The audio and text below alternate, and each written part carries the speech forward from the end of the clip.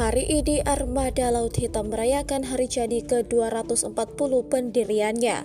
Sebuah video dirilis Kementerian Pertahanan Federasi Rusia di akun Telegram @MOD-Rusia pada Sabtu 13 Mei 2023.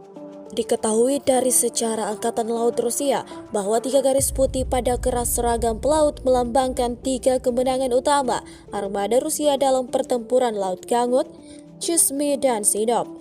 2 di antaranya ditambang oleh tenaga kerja militer para pelaut Laut Hitam.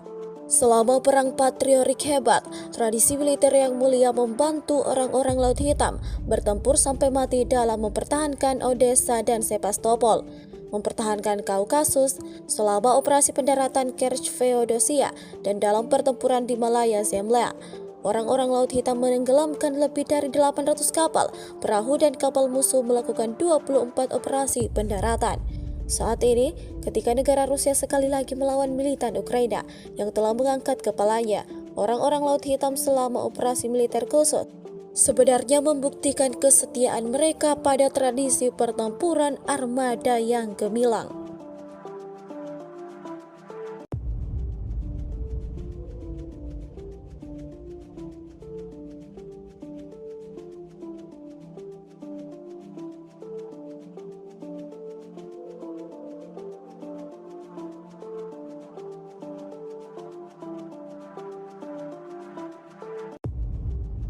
Terima kasih sudah nonton.